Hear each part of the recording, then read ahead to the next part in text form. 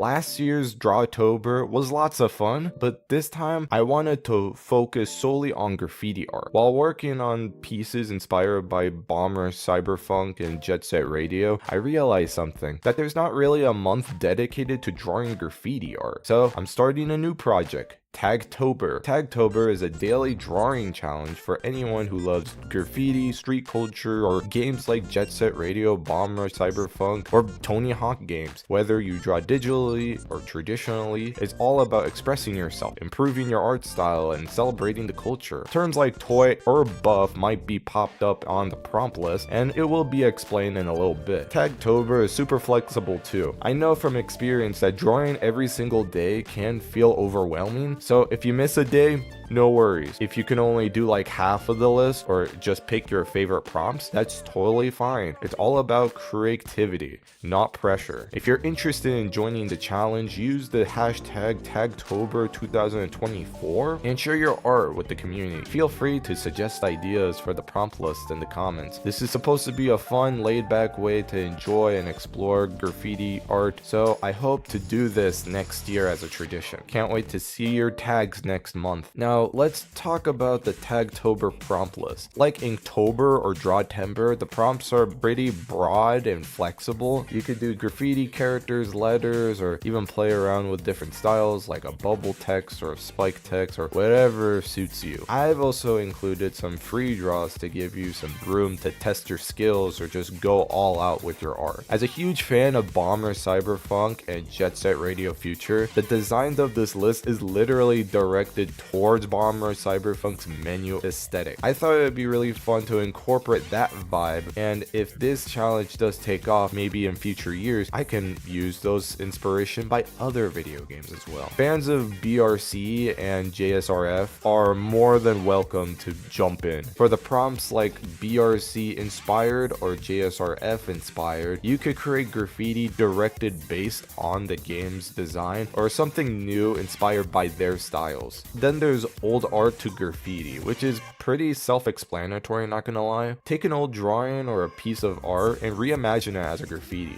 And this doesn't have to be a graffiti to graffiti either. You can take a past drawing, like let's just say like a ninja, and incorporate that into your tag. The terms buffing, capping, and toy are a part of graffiti culture. Buffing is when authorities clean or paint over your graffiti, leaving it faded or incomplete. I think it would be really cool to play around with that concept artistically, maybe a half buffed piece with a unique effect. And if you can't be able to do that, capping is also going to be mixed with buffing. Capping is when somebody tags over another art piece, and you can interpret this creatively. One tag extending another or adding something humorous on top. And then there's toy. In graffiti terms, it just refers to somebody who's inexperienced. For this prompt on day 25, it's all about having fun and maybe purposefully making bad art really. Graffiti is tough, and this day is a chance to laugh at the process. You can even